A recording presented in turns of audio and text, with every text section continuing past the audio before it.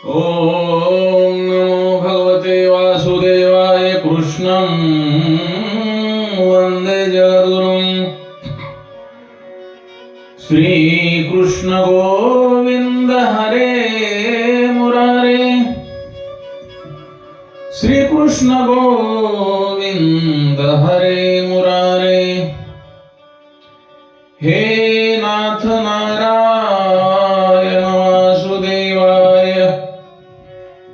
हे नाथ नारायण वासुदेवाय श्री हरी शरणं मम श्री कृष्णं शरणं मम श्री हरी शरणं मम श्री कृष्णं शरणं मम. आपण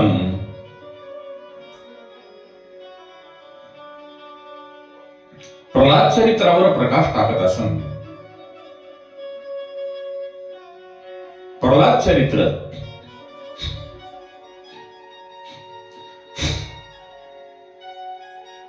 आपल्याला हेच सांगते की बालपणापासून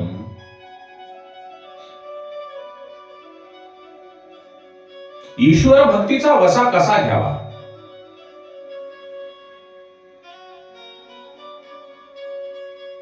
जे मुलांचे आई वडील आहेत, माता पिता आहेत, त्यांनी आपले मूल लहान असतानाच त्या मुलावर धर्माचे संस्कार केले पाहिजेत. परंतु आपण तसे करत नाहीत. ही आपली फार मोठी चूक आहे. आपण ज्या धर्मामध्ये जन्माला आलो आहोत त्या धर्माबद्दल आपल्याला आदरभाव असला पाहिजे. आणि ज्या वेळेला मुलाला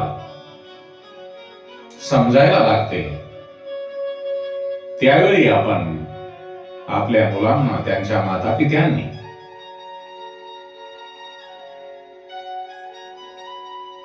माहिती द्यायला पाहिजे.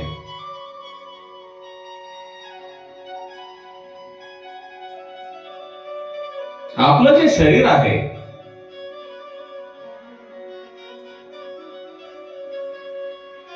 त्या शरीराच्या ज्या अवस्था आहेत त्या अवस्था पाहता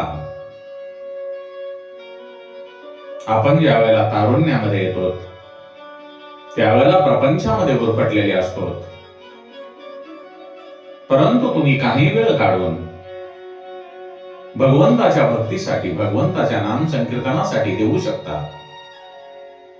परंतु ज्या वेळेला आपण वार्धक्याकडे वळतो, वृद्धावस्थेमध्ये ज्या वेळेला वळतो त्यावेळेला आपण भगवंताच्या नाम संकीर्तनाकडे वळण्याचा प्रयत्न करतो. परंतु वृद्धाप काळामध्ये देहाची सेवा होते, देवाची सेवा होत नाही. कारण वृद्धाप काळ आल्यानंतर आपल्या मागे कुठल्या तरी व्याधी लागलेल्या असतात आणि त्या व्याधीच्या आठवणीमध्ये आपण भगवंताच्या सेवेकडे, भगवंताच्या भक्तीकडे आपण लक्ष देऊ शकत नाहीत.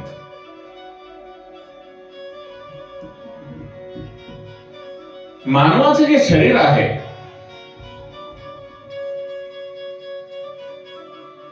मानवी जे शरीर आहे ते भोग भोगून विलासी जीवन जगण्यासाठी नाही. ते शरीर जे आहे ते भगवंताचे भजन करण्यासाठी आहे. म्हणून भगवंताला भेटण्यासाठी, त्यांचे नाम संकीर्तन करण्यासाठी आपलं जे नश्वर नाशिवंत शरीर आहे, या नाशिवंत शरीराचा आपण उपयोग केला पाहिजे. मनुष्य जन्म हा दुर्लभ आहे. कारण या जन्मामध्ये जे काही आपण करू शकतो, ते जे आपण स्वर्ग लोक जे म्हणतो त्यापेक्षाही मृत्यू लोक श्रेष्ठ आहे. कारण इथे आपण पुण्याचा संचय केल्यानंतर आपण स्वर्गलोकीची अपेक्षा ठेवायची नाही. कारण स्वर्गामध्ये गेल्यानंतर सुद्धा ज्या वेळेला आपली पुण्याची मर्यादा संपते, आपल्या बँकेतले बॅलन्स जसे संपल्यानंतर बँक आपणाला 1 रुपयाही देत नाही, त्याप्रमाणे स्वर्गलोक प्राप्त झाल्यानंतर आणि आपल्या पुण्याची मर्यादा संपल्यानंतर आपणाला परत या मृत्यूलोकी जन्म घ्यावा लागतो. म्हणून स्वर्गातले देव सुद्धा म्हणतात, स्वर्गीचे अमर इच्छिताती देवा, स्वर्गीचे अमर इच्छिताती देवा, मृत्यूलोकी भावा जन्मामा. म्हणून जो आपल्याला मनुष्य जन्म प्राप्त झालेला आहे तो फार सुंदर आहे. आपणाला वेळात वेळ काढून ज्या वेळेला वेळ मिळेल त्यावेळेला आपण भगवंताचे नाम संकीर्तन करा. कारण 84 लक्ष योनीमध्ये जन्म मरणाच्या फेऱ्या केल्यानंतरच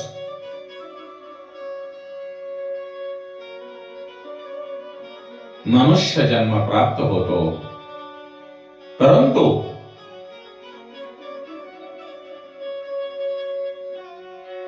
मनुष्य जन्म हा अनित्य आहे आणि ईश्वर नित्य आहे. आपल्याला जन्मावेही लागते आणि मरावेही लागते. जन्म झाला म्हणजे मृत्यू अटळ आहे. म्हणून या अनित्य अशा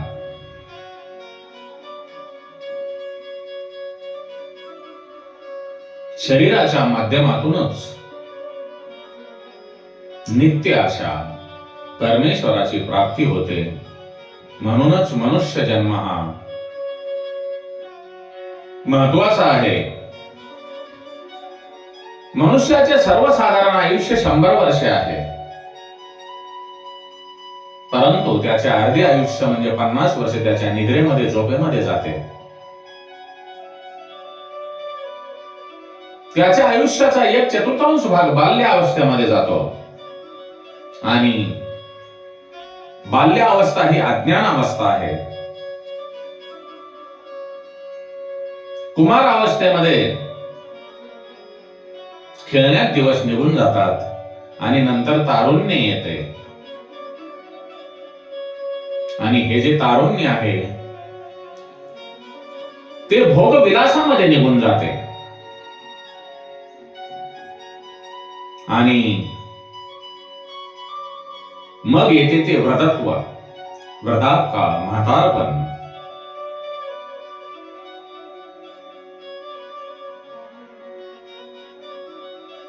म्हणून शरीर एक क्षीण झाल्यानंतर, थकल्यानंतर, ज्या वेळेला आपल्या पाठीमागे व्याधी लागलेले असतात, काहीतरी आजार निर्माण होतात, त्या क्षीण झालेल्या शरीराकडून भगवंताची भक्ती कशी करणार आणि साधना कशी होणार. म्हणूनच आपली जी बाल्य अवस्था आहे, लहानपण आहे, बाल्य अवस्थेपासूनच भक्ती मार्गाच्या माध्यमातून ईश्वराच्या प्राप्तीसाठी प्रयत्न केले पाहिजेत. जोपर्यंत शरीर दृढ आहे, सुदृढ आहे, आपले जे इंद्रिय आहेत त्या इंद्रियांची शक्ती क्षीण झालेली नाही, आयुष्याचा क्षय झालेला नाही, तोपर्यंत जो शहाणा माणूस आहे त्याने आपल्या आत्मकल्याणासाठी प्रयत्न केले पाहिजेत. आपल्या रोजच्या भाषेमध्ये आपण एक शब्द वापरतो, तहान लागल्याच्या नंतर विहीर खोदण्यात काय अर्थ आहे. घराला आग लागली ची वाट पाहत राहण्यापेक्षा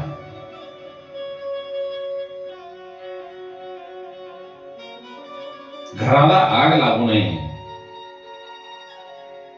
म्हणून काळजी घेणे अतिशय चांगले आणि तेच खरे शहाण्या माणसाचे लक्षण आहे. मनुष्याच्या डोक्यावर अनेक चिंता स्वार असतात, त्यातूनच हे जे शरीर आहे आपलं मनुष्य शरीर,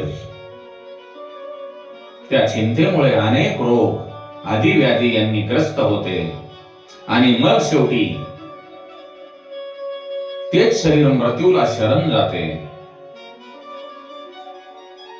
म्हणून मानवाने स्वतःच्या शाश्वत कल्याणासाठी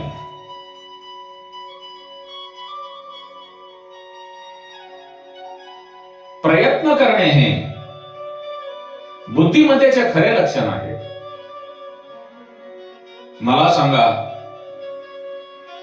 या जगामध्ये, या सृष्टीमध्ये दुःख भोगणे कोणाला आवडते का? नाही. मानव प्राणी कधीही दुःखाची इच्छा करीत नाही आणि अचानक त्याच्या समोर दुःख उभे राहते. प्रयत्नाशिवाय, प्रारब्धाप्रमाणे मागच्या जन्मामध्ये जे काही त्यांनी प्रारब्ध केले होते त्या प्रारब्धाप्रमाणे त्याच्या समोर दुःख उभे राहते. असेच न प्रयत्न करताही मागच्या जन्मीच्या कालखंडामध्ये जर तुम्ही चांगले काम केले असेल तर विनासायास, विना प्रयत्न केल्या वाचून तुम्हाला सुखही प्राप्त होते. म्हणून आपल्याला जे सुख किंवा दुःख प्राप्त होते ते तुमच्या मागच्या जन्मीचे प्रारब्ध आहे. आणि प्रारब्ध म्हणजे पूर्वजन्मीच्या कर्माचे फळ आहे. याच प्रारब्धामुळे दारिद्र्य माणूस श्रीमंत होतो आणि श्रीमंत माणूस दारिद्र्य होतो. म्हणूनच जे प्रारब्धामुळे, प्रारब्धाप्रमाणे प्राप्त होते त्या सुख दुःखासाठी प्रयत्न न करता परमपिता परमेश्वर भगवंत ईश्वराची भक्ती करून त्याला प्राप्त करून घेणे, त्याला प्राप्त करून घेण्याचा प्रयत्न करणे हेच योग्य आहे. आश्चर्याची गोष्ट म्हणजे जे प्रारब्धाने मिळते आणि मिळणारच आहे त्यासाठी मनुष्य प्रयत्न करत असतो आणि ज्या गोष्टीसाठी प्रयत्न केले पाहिजेत तिथे दुर्लक्ष करतो. सत्कर्मामध्ये प्रयत्न करणे, सत्कर्मामध्ये प्रयत्न करणे ही प्रधान गोष्ट आहे. आणि चांगले कर्म करत असताना, सत्कर्म करत असताना त्या सत्कर्मामध्ये विघ्न आणण्याची शक्ती तुमच्या प्रारब्धामध्ये नाही, म्हणून भगवंताचे नाव घेण्यासाठी तुम्हाला कोणीही अडवू शकत नाही. ते तुमच्याकडून चांगले काम होत आहे, पण मनुष्य स्वतःच्या दुर्बलतेमुळे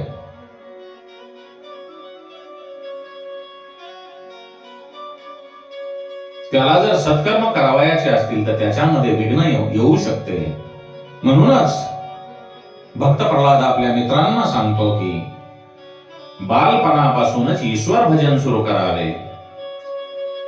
वृद्धावस्थेमुळे शरीर दुर्लभ होते आणि दुर्बल शरीराचे जे मन आहे ते ईश्वर भक्तीमध्ये रमत नाही. वृद्धावस्थेत देहाची भक्ती होते. जे म्हातारपण आहे त्या म्हातारपणामध्ये देहाची भक्ती होते, पण देवाची भक्ती होत नाही. तारुण्यामध्ये मद असतो. ज्या वेळेला मनुष्य तरुण असतो तेव्हा मनुष्य इंद्रियांचा गुलाम असतो. जसे इंद्रिय विचार करतील तसा सैराभैरा धावतो. तो अनेक मोहामध्ये अडकतो. पैसे कमावणे आणि इंद्रियांचे लाड पुरवणे, लाड करणे यातच त्याचे तारुण्य संपते. प्रल्हादाने सत्य कथन केले आहे. मोठे मोठे विद्वान पैशाच्या मागे धावतात. मोठे मोठे विद्वान पैशाच्या मागे धावतात. बाबांनो, आपणाला जी विद्या प्राप्त झाली आहे त्या विद्येचे फळ तर जन्म मरणाच्या त्रासातून सुटण्यासाठी असते. म्हणून जे आपल्याकडे विद्या आहे त्या विद्येचे फळ म्हणजे परमात्मा. परमात्म्याशी एकरूप राहणे, परमात्म्याची भक्ती करणे. परंतु आपल्याकडे विद्या प्राप्त झाल्यानंतर आपण पैशाच्या मागे लागतो. आपण जर परमपिता परमेश्वराच्या पाठीमागे लागलो, त्यांची भक्ती केली तर पैसा ऑटोमॅटिक आपल्या मागे धावत येईल. आपणाला पैशाच्या मागे धावण्याची गरज नाही. विद्या ही आपण भगवंताच्या भक्तीसाठी, लोकांना ज्ञान दान करण्यासाठी करा. म्हणून भक्त प्रल्हाद सांगतोय, पैसा आणि प्रतिष्ठा ही विद्येची फळे नाहीत. ज्यांच्याकडे विद्या आहे आणि ते लोक प्रतिष्ठा आणि पैशाच्या मागे लागतात, हे बरोबर नाही. या जगाला प्रसन्न करणे कठीण आहे आणि परमपिता परमेश्वराला, परमात्म्याला प्रसन्न करण्यासाठी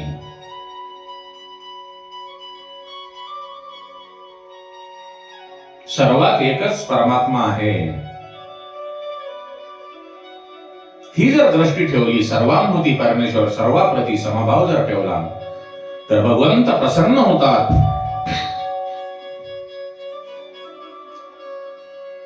नारायण प्रसन्न होतात. मानवाने जर दैत्यव्रती, राक्षसी व्रती सोडून दिली,